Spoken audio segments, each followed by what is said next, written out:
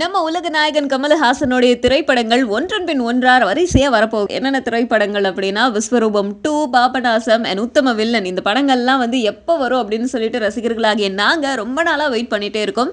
ஆனால் ஒரு பெரிய ட்ரீட் மாதிரி ஒன்று பின்னாடி ஒன்று நம்ம உலக நாயகன் படங்கள் வரப்போகுது. ஏன்னா எல்லா படத்துலையுமே இவர் நடிச்சு முடிச்சுட்டு இறுதிக்கட்ட வேலைகள் மட்டும்தான் நடந்துட்டு இருக்கான். ஸோ இந்த படங்களுக்கெல்லாம் தொடர்ந்து அடுத்ததான் என்ன படம் நம்ம உலக நாயகன் நடிக்க போறாரு அப்படின்னா நீங்களாம் கேட்டால் ஷாக் ஆயிடுவீங்க. வேற்று கிரக வாசியா நம்ம அமெரிக்கா நடிச்ச PK திரைப்படம்.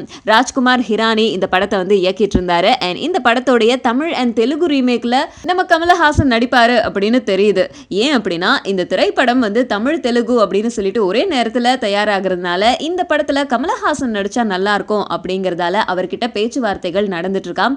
அண்ட் இதுக்கு முன்னாடி விஜய் தான் இந்த படத்துல நடிக்கிறதா இருந்துச்சான். ஏன்னா ஏற்கனவே அமெரிக்கான் நடிச்ச 3 Idiots படம் வந்து தமிழ்ல நண்பன் அப்படிங்கிற பேர்ல ரீமேக் செய்யப்பட்டுச்சு. அந்த படத்துல நம்ம விஜய் தான் நடிச்சிருந்தாரு. PK படத்தோடைய தமிழ் தெலுங்கு உரிமையை ஜெமினி ஃபிலிம் சர்க்கியூட் தான் வாங்கியிருக்கு. சோ இந்த படத்துல நம்ம கமலஹாசன் நடிக்க ஒத்துக்கிட்டாரு அப்படின்னா ஹிந்தில PK பலத்த எதிர்ப்புகளுக்கும் நடுவுல எப்படி வெற்றிகரமா ஓடிச்சோ அதே மாதிரியே நம்ம சவுத்லயும் ஓடும் அப்படிங்கறதுல எந்த ஒரு டவுட்டும் இல்ல.